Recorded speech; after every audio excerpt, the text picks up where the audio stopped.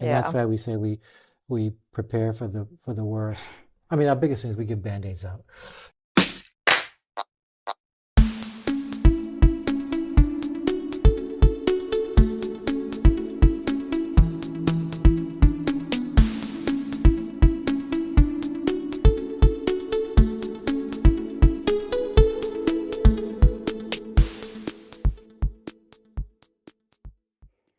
Hello, friends, and welcome back to Runnah, your favorite local running community. I'm Juliana, your host, and we are back here again with another Cape Cod Marathon themed episode. We are bringing you a bunch of the people who are behind the scenes at the Cape Cod Marathon, and this week we have our medical director, Dr. Stephen Sbardella, and just want to say, I know I mispronounced your name. I tried so hard. The number of times I mispronounce, I'd say like 50-50 shot that I'm going to mispronounce your last name or not. That's why I go by Stephen. That's very smart. Yeah, that's why most people don't know my last name, which is Coughlin, but the way that you spell it, a lot of people pronounce it like Coughlin or Coughlin or something. And I'm just like, it really doesn't matter. No. I don't really care. I didn't pick it. Yeah. But Stephen, I'm so excited to have you today. Oh, thank you. It's really a lot of fun being here. I'm looking forward to this. Yeah, I think this will be awesome. I really enjoy being able to show our runners and like anyone else who wants to watch the people who are behind the scenes at the Cape Cod Marathon. Yeah. Just because it's something that, like, I know the first time I ran a race at all or ran a marathon, I didn't think about at all. That I was just like so in my own zone that I didn't think about all the people who are behind the scenes and how many like amazing people it takes to make things happen. I've actually just realized that in the last couple of years too, the amount of coordination and preparation it has to go with a marathon or a half marathon, any run is just incredible. Yeah, there's a lot going on behind the scenes that like you don't think about. I remember the first time I realized that someone had to actually bring the water to the water stops, and I was like, oh, that makes sense. Yeah. Well, I think all that preparation is made so the runners just can think about running. Exactly. And finishing, get their heads wrapped around that. Mm-hmm. But there is a lot of work. It's really, I'm fascinated at the people who get involved with the operations, and it works. It goes off pretty much without a hitch. And we're very lucky to have a really wonderful team here at the Cape Cod Marathon. Yeah. Like Kathy, Jack, and also yourself included too, because everyone who is just like on our kind of like staff more or less, or also who's a volunteer with us, they're what makes this happen. And it's all of us doing those little jobs that like in our own head, we're like, this is not the most important thing that's ever happened in my life. Yeah. Those little like semi-important things all added up to one big important thing. So it's definitely nice to just kind of let people see like, oh yeah, there's Stephen. He's our medical director. This is what he's doing. Yeah. And just like maybe show some appreciation for you as well too. Yeah. And for our team, you know. Yeah. Why don't I tell you who I am? Yes, let's get some background. Why don't you tell us who you are, where you come from, why you're sitting here? So basically, I am a recently retired emergency medicine physician. I practiced emergency medicine for 40 years. Pretty impressive. Which is great. Up most of it, last 30 years up in Melrose, which I really enjoyed, but also enjoyed retiring from it. So enough was enough. But the reason I'm here is because actually friends of mine asked me to do this who were participating in the medical tent for a number of years. Okay. And they asked if Jack was looking for a medical director at that point. Yeah. And I was voluntold. Your hand was held very firmly and said, would you like to volunteer with us? Yeah. And actually, and I met Jack. I've been volunteering at the Boston Marathon at one of the water stops, not as a medical personnel, but as a water personnel. Yeah. But only at mile 4.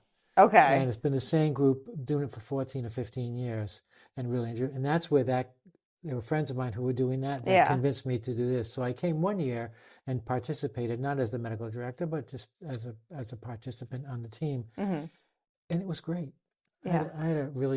I was really impressed by the work and the whole setup and how it functioned, and then was asked to be the medical director, and I said, yeah, sure, why not? And initially when I did that, sometimes be careful what you ask for. Yeah. But there is a lot of work that goes into it.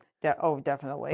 But also the team of people we have are they're just so easy to work with, and they're so committed. You know, like for this weekend that's coming up, we have 14 volunteers on Saturday and 12 on Sunday, which is like a kind of a good number to have. That sounds like a good number for the field size that we have. Yeah. So we've got a very good team. And in terms of my sports background, I'm not a runner. Your athletic prowess. Let's just put that. I'm not a runner. That's okay. And never have. But I've done some endurance work. I was a long distance bicyclist. Participated in the Boston to New York bike ride 5 times. That's pretty impressive. And it was like a 275 mile ride over 3 days. Wow. Okay. Both ways, over the terrain of the road and the hills, and I learned a lot about myself and learned a lot about endurance training. Yeah, that's what happens when you're out there. Or lack of training. Yeah. And just have an interest in it. It's just different. It's different medicine. Yeah, for sure. And doing it out in the field is a lot different than doing it out in a hospital. 100%. And it just, people really work together well, and I enjoy it. So that's who I am, and that's why I'm here. Well, it sounds like you're very qualified to be with us. Oh, I'm not going to talk about myself, but and it is. We really depend on everyone on the team being committed to it. It's not. It's just me. People say that, well, it's the team, but actually it is, because we're spread out over a little bit of real estate, not far from the tent, but spread out. And a lot of people who have been runners and runners who are working in the chute can identify and help to identify people who may be in need of some help. Who are distressed, yeah. Yeah, because a lot of people don't. What I've learned is, a lot of people don't volunteer that they need help. Yeah, they don't want to ask for help. They don't want to ask for help. They want to think, I've done this, I've completed this, I finished I'm set. Blah, blah, blah, blah, blah. But you need people who can recognize when to ask someone, you okay? You need some help? We can help you with this. Come on, follow me. Yeah. And it is the whole team. And we all get along, that's very important. which is really nice. No egos in the tent. Yeah, I will say, all of our people who either work with or volunteer with us, I like every single person just like wants to be there. And I think that's something that the runners feel, and it's something that anyone who's like working with us feels, and it's really important. Yep. That we all want to be there and we all really care about like what's going on. I will also say too, and like just double down on what you said about the people who are in the chute who are very good at identifying people, because I announced the finish line and I largely like to stand in the chute and yell at people and high five them and like, whoo! Like I'm very like involved with, I like to be hands on. And I've seen the medical volunteers like actively pull people from the finish line who like are trying to just like hobble across and like, they like definitely made the right call, like, and pulled this person, got them a wheelchair, got them a chair, like made sure they were okay, got them under their arm. And it's very impressive to watch. Yeah, it is. Even when I'm standing there. Yeah, they're very good. For someone, I'm watching them, and I'm watching them watch people.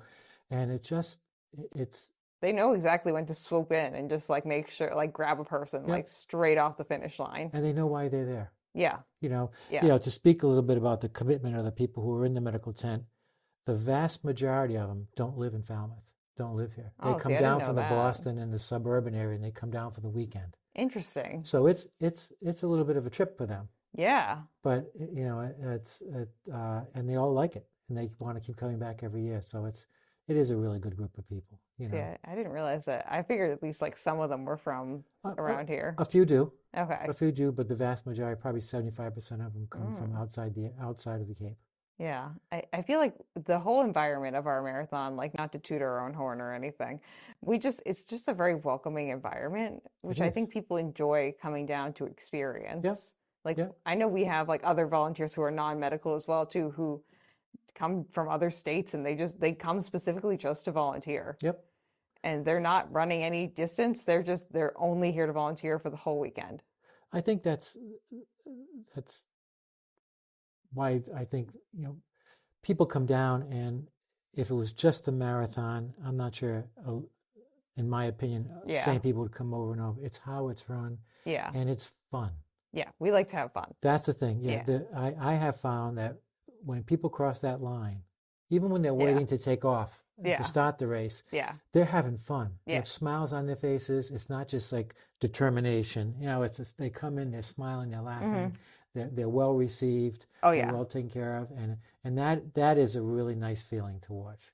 That's why I love being announcing the start and the finish line too, because I get to like be like the MC of that environment. Yeah, I'm not sure how you do that. I love it. I literally like I turn my brain on like an on mode on like Thursday night, and it shuts off when the last, because we wait for the last person to cross the finish line. When that person crosses the finish line, I go home. I literally have T minus 10 minutes before I just like smack into my bed. Yeah. Because my brain is just like, and I don't even drink coffee or anything. Like I just am like going the whole weekend because I just love being there. It's my favorite thing. Yeah.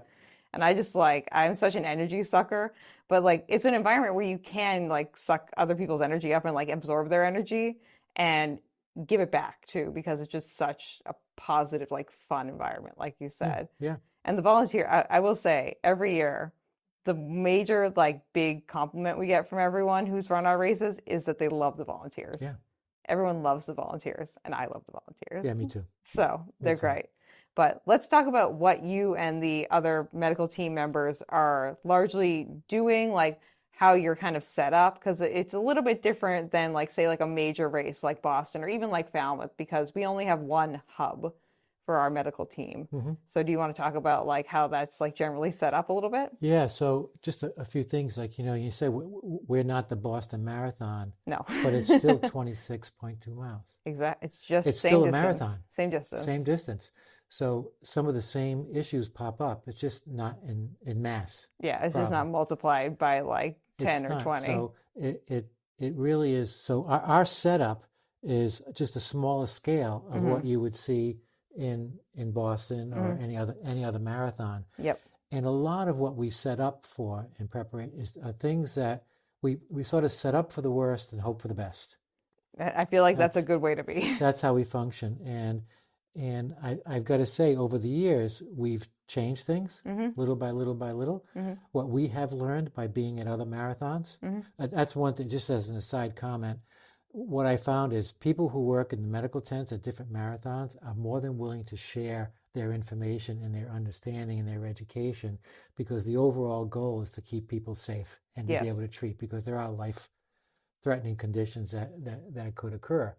So, definitely. So inside our tent, as an example, you know, we are set up to do ice immersion just like they are at the the road Boston. race. Or Or at the road race. I feel like it's more common at the Falmouth road race, just because we talked about earlier off camera, like the heat level at the road race lands a lot of people who are untrained. It's in August. Yeah, I love when people ask me if it's going to be hot, and I'm like, do you Yeah.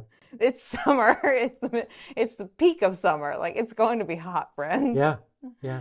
But we've learned a lot. That whole group that runs the road race as well as the Boston runs, they're just open in terms of sharing information. Yeah, you're just here to make sure the runners are safe and having a good time. Yeah, and I volunteered in the medical tents at both those, at the 10K in Boston and the Falmouth road race here. And I did it to learn myself. Yeah. Because there are different ways of doing things and different things that you have to do. Yeah, for sure. Kind of thing. So we're set up mostly, like, people think we're going to see people with sprains and bumps and bruises and cuts. I fell, and that we're set up for those kind of minor injuries. Yeah. But we're also set up to handle anything major. Yeah. And then part of our team, in addition to our volunteers, are the local EMS. Yes. Yeah, we have them on site as well too. Yeah, Lieutenant Chris Cowan helps us with that, and EMS is attached they're right at our tent. Yep. And we come up with a plan of how we're going to best cover the course, which is pretty spread out, you know, and things aren't easy to get to. Yeah. You know, so he sets up a plan for that, and we set up a plan, and we work hand in hand, and he and his crew are at our medical tent, and they become part of the medical coverage, which is really nice, because they have the equipment that we would need, and if something critical happened, they have the transport if something critical has to be shipped out to the hospital. And we're lucky we have Falmouth Hospital, like literally a mile from the finish line area, which is great. And they're used to the Falmouth road race and having to be involved with that and how they interact with the volunteer team. Yep. And it's a smooth relationship. That's great. And it's really nice. So we try to tweak it every year because you learn something, like in an after event meeting, or you always learn something new. Oh, definitely. And it's just a real easy group to work with. So we are set up to handle minor issues and major issues. Yeah. Now, when it comes to the things that you largely see people like step into the medical tent or be taken into the medical tent for, what are like the most common things that you guys usually come across? Well, the more common things, a lot of people, this is kind of crazy, but a lot of people come in and they're nauseous, they vomit at the end, because they're probably drinking too much Gatorade. Yeah, they kind of pull like a Michael Scott from The Office, where he eats like the big fettuccine Alfredo meal and then runs a 5K.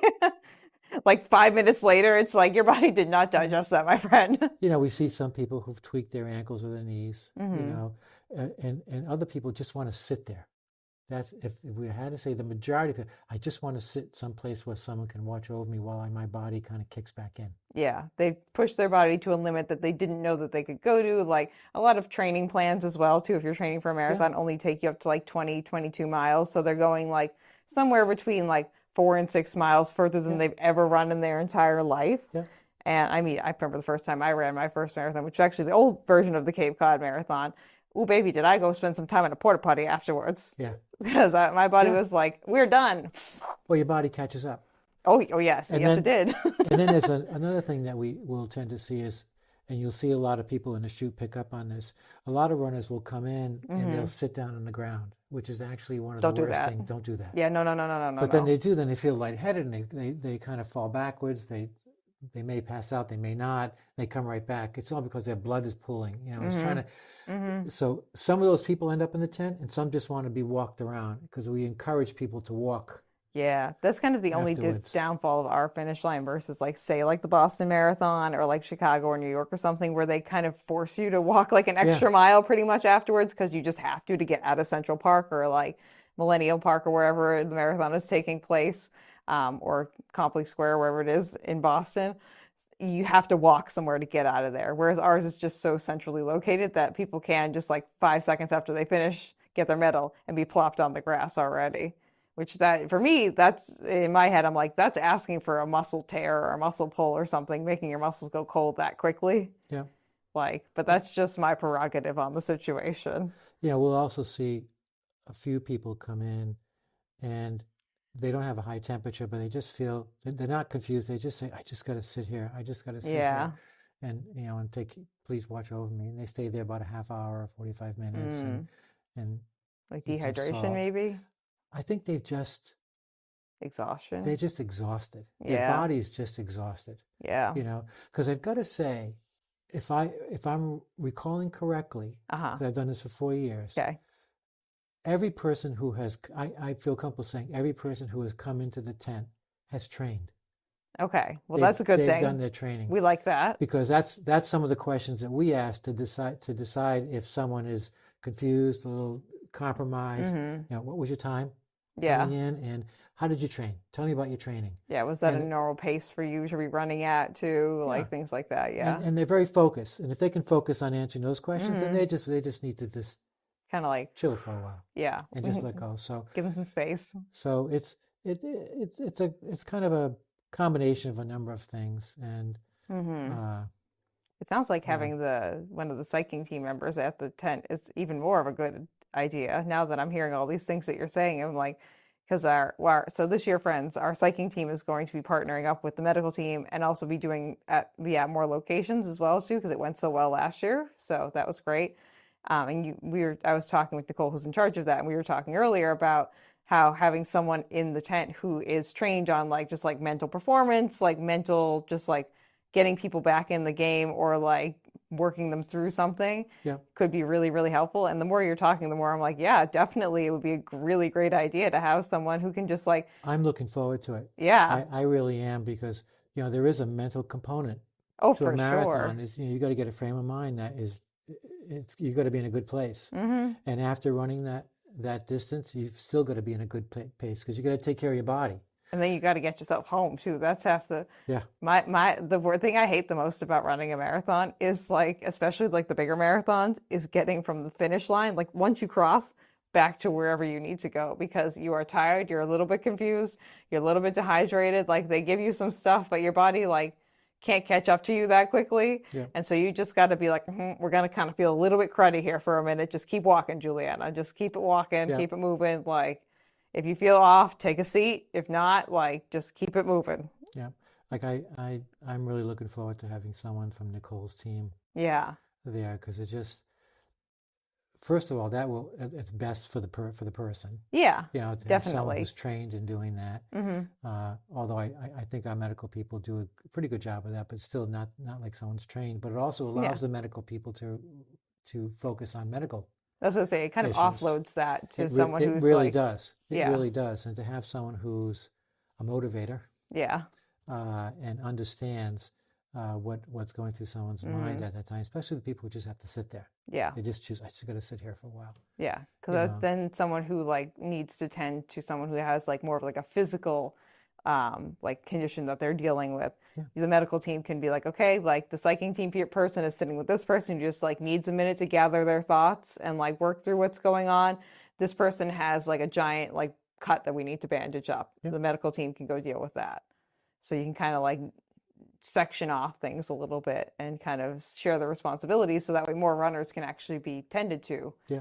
So, which is great for efficiency and also just like runner satisfaction and also just making sure everyone's okay. Oh, absolutely. So, including us. Yes, yes. Yeah, we are also important humans as well too.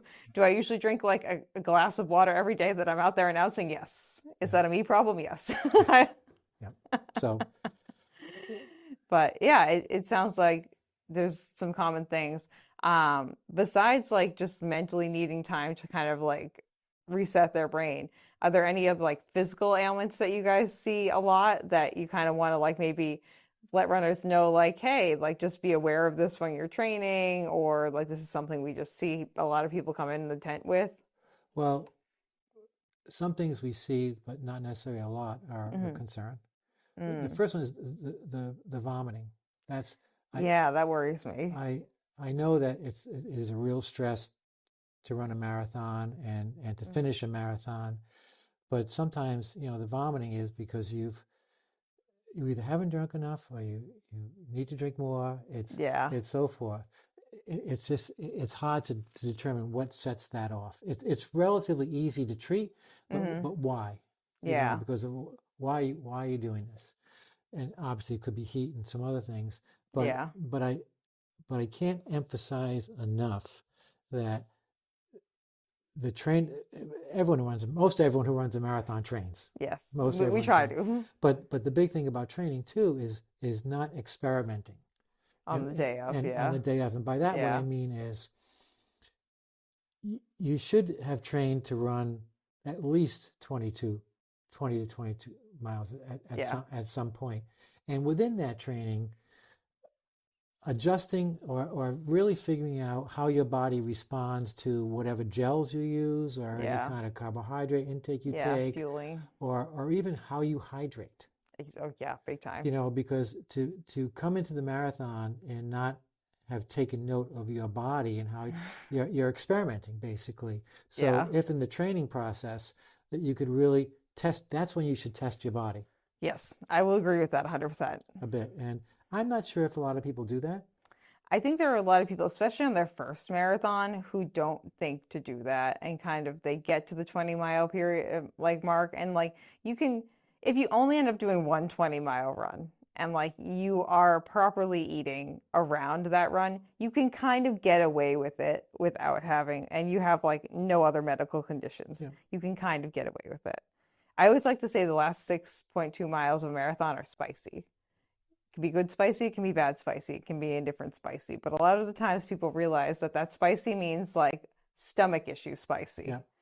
And it means that your body has reached a point where you need to actually fuel it, or it will, like, something bad will happen.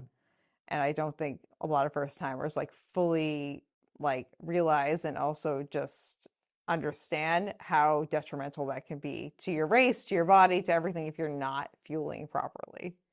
The other thing that I think people should keep track of is how they've trained in terms of pacing themselves. Ah, yes. Classically, what happens is as they see the finish line, they speed up. Uh-huh. You Uh-huh. know, Uh-huh. Uh-huh. and you've got to practice your pace Mm-hmm. and practice on different surfaces Yeah. because the road race is on different surfaces. Yeah. Here and it's you've got to be prepared for that. Yeah. And I think also prepared for the wind Yeah, don't let Jack hear you saying no, I that. know, but it's part of the reality. It's part of the reality of it. Oh, That I you fully can do agree. you can do in your training, but the more you can mimic what the marathon's going to be like, whether it's Mm-hmm. surface, distance, environmental issues, Whatever or it is. training, or in hydrating, or recarbing, Yeah. in any Yeah. way, you should do it before. It shouldn't happen on day one. Yeah, there's a very good like general rule of nothing new on race day, which I personally really like to adhere to. I have other friends who like to throw it out the roof, like out of the room, but that's largely like the ultra marathoner people who are just like live in that kind of zone of like screw it anyway, Yeah. and generally have like better, like more like their bodies are trained to eat. They do train in a way, but they train to eat like a pizza during a 50-mile Yeah, race. exactly. So like they are doing their training, but their training is a little bit different than that of like a road marathon. Yeah. So, and I definitely agree with the pacing thing too. I feel like there's a lot of people who like do the sprint at the end, but also start sprinting at the beginning. Oh yeah. And You like can't. go out really hard. Yeah. And don't think about like, okay, I'm just falling into a good pace and like, can I hold this pace for 26.2 miles? I don't know. And the other thing too that I'm honestly not sure if people pay attention to is their sweating pattern. I don't think people realize how much. So, like we talked about, my background is being a dietitian. And honestly, 80% of the people that I've ever seen in the over 10 years I've had my dietitian license are dehydrated. Like they tell me, they're like, yeah, I have like 2 cups of coffee and like 1 water bottle a day. And I'm like, Wrong. and like I have a headache, I have constipation. And I'm like, let's just nothing, don't change anything else about what you're doing. Just like, let's drink like 3 or 4 Poland Springs water bottles a day. Yeah. And then we'll slowly up it from there. And like all of a sudden the headaches are gone. They're like pooping okay. Like all their, like a bunch of their joints are feeling better. And I'm just like, Yeah. you just needed more water, friends. Yeah. Yeah. Exactly. And paying attention to that. Yeah. And like learning like, oh yeah, I'm not grumpy. I just have a headache. Like, because I'm dehydrated. Yeah. Or like just being like, oh, I'm so tired. It's like, no, I need fluids. Or like, I know that like I have certain muscles in my body that will cramp up first when when I'm running, when I get dehydrated. And so I'm like, oh yeah, that weird muscle is cramping again, Juliana. You gotta like, if like my foot muscles start cramping, I'm like, ah, yes, okay, we are dehydrated. This is weird. And I think the opposite is overhydration. Oh, definitely. People can do that by just think I've got it. Just because there are X amount of water stops doesn't mean you have to drink at each one. I feel like I feel like I've seen that more at the road race, the Falmouth road race, than at our race because our 2 miles apart, which you can definitely still overhydrate with it being 2 miles apart. But the road race has them every mile. And I think people just like throw it back a little bit too hard sometimes. Yeah, and I think if the one trick about the medical tent and runners here is it's in the middle of October. You have no idea what the weather's going to be like. Yeah. And if it's hot, you got to slow your pace down. Yeah. And you got to up your not electrolyte. drink more, but just slow your pace down. Yeah. And you actually might want to take in more salt as opposed to more fluids, actually. Yes. So yeah, people don't think about that either. They just start chugging like regular water. It's like, no, you might actually just need like salt. And I think that comes, with again training as if you were doing a section of the marathon and get to know your body. Definitely. And what your body needs and how much of it needs. Yeah. So I think when people don't do that might be why they're coming in and they're vomiting and stuff and it's hard to say. It's always more than one factor, but yeah. So there's a lot. We're never overwhelmed with one particular kind of injury or one particular medical. It's a little bit of everything. A little bit of everything, and that's why we say we prepare for the worst. I mean, our biggest thing is we give Band-Aids out. Yeah. That sounds correct. Like someone has like a little bit of chafing or something, or Yeah. someone has like a Yeah. cut that they had on their hand because they Yeah. went to open a gel and like it cut the top of their hand or Yeah. something. And that's a good day for us if that happens. Yeah, If I that's mean, always that's great. I mean, if I come So, back from a marathon and the only thing wrong with me is I have like a teeny tiny bruise or cut on me, that sounds great. I'll take it. there is one scenario I'd like to talk about just so Yes. people are aware. And they're not like fully surprised if this does happen to them. Exactly. Uh-huh. So again, over the years, we who all volunteer at marathons are learning every year. Oh, And there's definitely. more and more research on how to treat people who in an endurance situation than we knew even a couple of years ago. And a lot of that has to do with ice immersion. Yeah. And hyperthermia, which is an Yeah. increased body temperature. Now, more and more people are aware of it. They're aware of the process of I can get into cold water because you see commercials on TV with athletes getting into Doing ice baths an and ice stuff. bath. You're like, that must be good for me. Yep. But if you notice, those people are very with it. They're very cognizant. They're talking like nothing's going on. They are the ones putting themselves into the ice bath. To do that. And they're mentally bracing themselves. Yes. And they're mentally present enough Yes. to brace themselves. It's their choice. Yes. So it's a little different in Like an endurance emergency. situation, and because there is a situation called hyperthermia, where basically it's an increased temperature above 104, which is not that high, but above 104, associated with some sort of cognitive or brain dysfunction, whether it's functioning out of character or just wobbly or whatever. Yeah. And that needs to be cared for. And when that occurs, we have 30 minutes to fix it once it's identified. Oh, okay. So it's a potentially life. I don't mean to make this dramatic, but it's potentially make it as dramatic as you want to make it. Let's scare people away from it. It's a real life or death situation. And I've volunteered at a road race, and someone had a temperature of 112, which is, and then what happens at that temperature is your organs start to deteriorate. So the process is this: if someone comes in to the medical tent or even on the race course, and they are looking confused and wobbly, out of character, we take them into the tent, and the only way of getting a credible temperature is to do a rectal temperature. Just to get the thermometer off your butt. Because what happens is there is as you sweat, if it was a skin or ear temperature, as you sweat, you cool off. Your skin cools off. Such is the purpose of sweating. Yes. So your surface temperature is not significant when you're thinking of what's my core temperature, where my organs are. Yeah. So we have a process where we, at best we can, maintain someone's dignity. Brace them. About getting, we have sheet we hold up to get someone's temperature. And if their temperature is above 104 and they're confused, they have something going on, we're going to place a thermometer in your rectum. It's going to stay there hooked up to a little monitor. Oh, so we can watch someone's temperature go up or come down.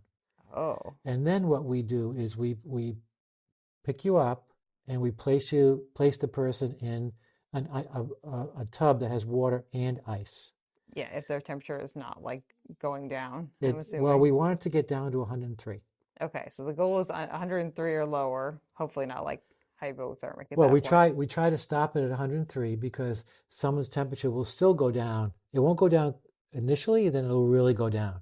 So if we catch it at 103, then we'll take the person out of the ice bath, put them on a cot, still be there with them, and talking them through it. And the monitor stays in because if the temperature goes back up, you could go back in the... Oh, so you have to keep the butt thermometer in the entire time. Yeah, until you're ready to go. Ooh, wow. That would be a shock to my system if that happened to me. Well, most likely, I'll be honest, you probably won't feel it. That's true. Because and so it's a wire that's placed in your rectum. It goes in about 6 inches, 4 to 6 inches, because that's when you get the real temperature. And then it's taped to your leg. Oh, okay. And then someone's got a monitor. It's about the size of a little beeper. Yeah. That continuously watches the temperature. So we know what direction is happening. Okay. And when you see it done, it's amazing how someone can, their cerebral function, their brain function clears in front of your eyes. Wild. And I've seen it done where people go home from the tent. Yeah. Or get transported into the local emergency department to really maintain and hydrate the person and watch over them a little bit better. But just to let people know, it's no longer, I'm going to take your temperature in your ear or put something across your forehead. Yeah. We know, because of what people have learned at different marathons. Or even the Falmouth Road Race with their heat study that they do every year. Yep, exactly. And part of that heat study showed that they actually this was really interesting. They took someone's temperature on the surface and rectum. The difference was dramatic. Oh, I believe that. Just dramatic. Yeah. So, just to let people know that's our direction. Yeah, just so if you do end up being overheated in the medical tent, that you may or may not get a thermometer stuck up your butt, and you may or may not end up in an ice bath. And in the last year, we had to do it once. Okay. Turned out the person did not have 104 temperature, so we were able to talk them through it. Okay. And do it, but very open to it. It's really quick. Yeah. And I got to say, the person said, just do what you need to do, just make me better. Yeah. Kind of thing. But that's what people should expect if they come in, and an elevated temperature, hyperthermia, is a concern. Yeah. That it's life-saving. Oh, definitely. Yeah. And I think I really appreciate you sharing all of that too, because I feel like it's interesting, and it's also important for people to understand like what the process is. So that way, one, hopefully you're more motivated to properly hydrate and fuel, and you don't end up in the medical tent. But if you do, like, you understand what the process is, and you understand like why it has to happen, and you understand that like everyone there is just doing it so that way you get to live another day. Yes, exactly. So it's not like anything against you. This is like standard protocol and procedure. This is the most advanced way to do it, and this is why we are doing it, so that way we can make sure that either you get to walk out of here or you get the proper medical help that you need. And I think people who've been running marathons for a number of years might even say they never did that before. Well, because now we know. Yeah. Science is an ever-evolving field that like hopefully continues to change. And if anyone really wants to see the process, just Google hyperthermia during an endurance event. Yeah, honestly, I think it's the Stringer Institute. If that's the one that does the road race. They probably have a video of it up there of exactly what. It's a great organization. Yeah, like I said, I volunteered to be a participant one year, so that was a lot of fun. I too got my temperature taken out of my butt. That was a nice time at the finish line. But yeah, it definitely is good for people to understand, like, this is what happens, and this is why we're doing it, and it's the most advanced version of why to do it. And I also appreciate that, like, you guys, we talked about earlier, are evolving your practice, and also like taking little bits of information from either like research or other races that you're a part of, or other like things that you're doing in other activities or work that you're doing. Because that's kind of our goal too. Our goal is to make sure that this race is the best race. I think we're the best small marathon on the East Coast, but you can come at me if you want. But and I think even being on a smaller marathon, we just want to make sure we keep people as safe as we can, even with the size. It's no different. It's 26.2 miles. Every person is important. Yep. We want to make sure every single runner gets home safely. That's the goal. That is the goal. We want you to show up to the starting line and leave hopefully with your medal, hopefully feeling accomplished about yourself, but in a safe manner. And trying the chowder at the end. Yeah, you get to have some chowder and some apple cider donuts too. Yeah. I will say people come for the chowder, but they really come for the apple cider donuts. Yeah. Like, that's the Jack and the Beanstalk apple cider donuts. The number one question I get every year as the social media manager is, will there be apple cider donuts? And the answer is yes. Yes. You just got to get there before everyone else. Yeah, you just got to make it to the end. But it's a very popular item with us. But is there anything else that you wanted to kind of like let the runners know? Any other like sentiments that are or tips that you have for anyone? No, I mean, we talked about a lot of the tips, and hopefully people train. Yeah. And I get the vast majority do, but I think so. But don't hesitate. If anyone needs help or even a question. Yeah. Small or something more complicated, just walk in. Yeah. Just we have red jackets on. You can't miss us. Yes. And everyone is waiting to care for someone. Yeah. And yeah, and if we will do the best we possibly can. I think we have an all-star medical team. And like I said, where I'm stationed announcing the finish line, I get a lot of the medical team kind of just like when there's like largely between when the race starts and like people start coming through the finish line, a lot of the medical people like kind of trickle down and start talking to me. And like everyone has been so kind and so nice. And like I said too, like I've actively watched multiple people get pulled by the medical team off the finish line, and they do a fantastic job. Yeah.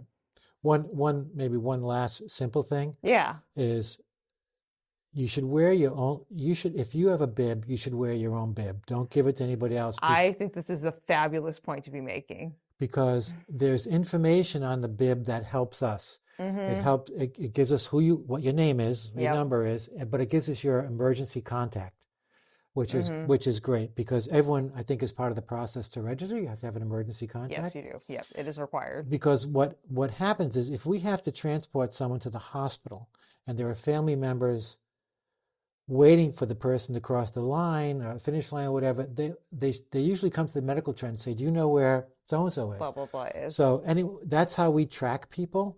So the information on there, which may even have some medical information, I'm not really sure. God forbid you have like an allergy or something. An allergy, yeah. So it's just don't give your bib up to someone else. Don't share bibs. Don't just pick one up off the street and put it on your own. Just it contains very important information that really helps us at the moment we need to have it. Yeah. So this is a point that we made for the Falmouth Road Race because it's a lot more common for people to do like bib swapping or like bib like giving or test taking at the road race. But it's just as important at any other race you're running to wear your bib because it is a safety concern. We need to know who you are.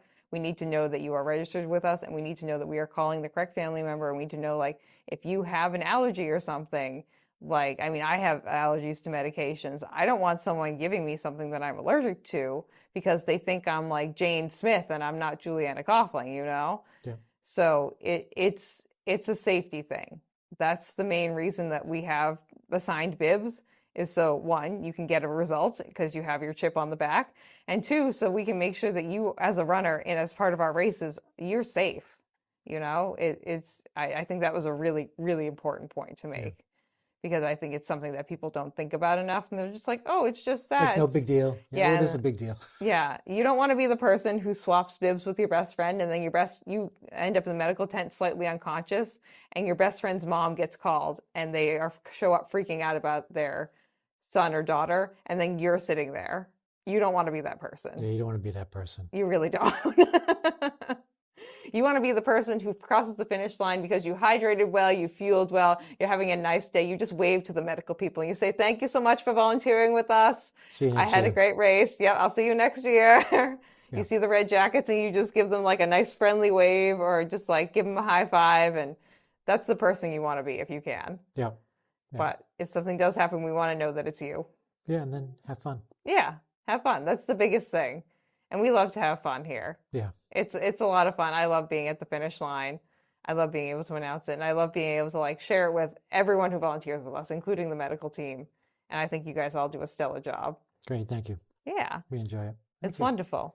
Now, at the end of all of these episodes, Stephen, I usually let people do a little segment I call What Shoe Do You Choose to Use? Where you can tell me like what your favorite running shoe is or your favorite walking shoe is currently. As it's a little bit more important for runners. Or if you have like a biking shoe that you're using, you can shout it out because I'm a big shoe nerd and I like to hear what people are. So the shoe I like the best is a company called Topo. Is that what you're wearing? You have the Topo. Is that the Cyclone? Yep. Oh yes, the Topo is the Topo Cyclone. I'm not sure exact model. Show me your other foot because it probably says on this one on the side over here. We have. Let's see. It doesn't say actually. Oh wait, hold on. This is the Ultrafly 5. The Topo Ultrafly 5. I will put a picture of it up on the screen. I like it because it's got a little wider toe box. I was wearing my Topos earlier today, too. Yeah, they're great. I have the MT Racer 5, which is more of like it's like a road to trail shoe. It almost is that shoe, except it's just got like the Vibram, like grippy rubber on the bottom.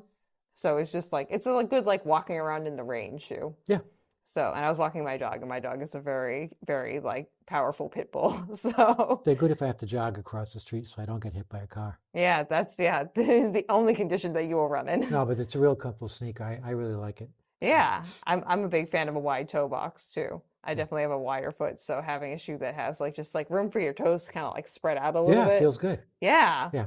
Once So, you get it, you can't go back either. no, Like I put on shoes that I have that are more narrow, and I'm like, oh no, we can't be doing that. I'm the same way. Not to get crazy about the shoe thing, but Oh, I love same shoes. You thing. can talk about it all day. I feel like if I put a different shoe on, I feel like I'm being pushed into an arrowhead. Yeah, isn't it wild? Yeah, it's what a difference. Yeah, there are These are really some. comfortable. Yeah, those I feel like Topos and Ultras are like kind Yep. of like the two big like really nice like nice wide shoe brands that Yeah, are I've out never had an there. Ultra. So, Ultras are more in the trail world. yeah. I would say they have road shoes. Topo does better, in my opinion, with like the road / like regular walking shoes. Ultra is a little bit better if you're looking for like a more grippy trail shoe with like the lugs on the bottom Yeah. and stuff like that. Yeah. So I don't really like Ultras like road shoes, but I love their trail shoes. Yeah. Topo, I'm not a big fan of their trail shoes, but I love their road shoes. So you Yeah. know, one person's good at one thing, one person's good at the other thing. There you go. That works for me. I get you get two pairs of shoes. There are two pairs of shoes. Anyone who's watched this podcast before knows that I have like 50 pairs of shoes at home. Probably 55 or 56. I have a lot of shoes. I love wearing shoes. I like all the different shoes. Just I have like a lot of weird medical conditions too, where like depending on the day, depending on what shoes I have, or like, I'm swapping out insoles and things like that. So you Great. know, I get really freaky with it. It's a lot of fun. It's But okay. Everyone has yeah, their thing. yeah, that's it. Shoes. Great. Well, Stephen, it was great to have you on the show. This was fun. If people have any questions for you, do you have a way that they could contact you, or would you rather that they contact either me or Kathy and then we direct the questions over to you?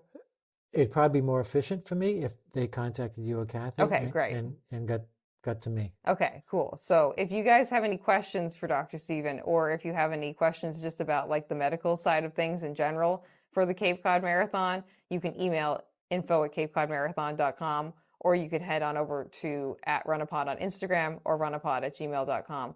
And either Kathy or I will redirect the question over to Stephen, and then we will get back to you as to what the answer was. And if it's a commonly answerable question, or if it's something that's in the runner handbook, we can just kind of direct you over there as well too. But Okay, perfect. we're happy to route some questions over to you if someone has like a really intense medical question about like running the marathon. That My like pleasure.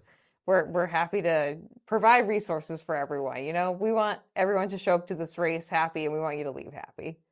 That's kind of our goal. Well put. Yeah, Good. it's a lot of fun. It was nice. Yeah, thanks for coming on, Stephen.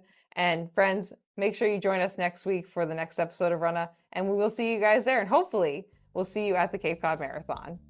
Bye. Take care. Bye. Okay, That was that's the fun. end. You did a great job. Nice was job. great. Thank you for listening to this episode of Runnah.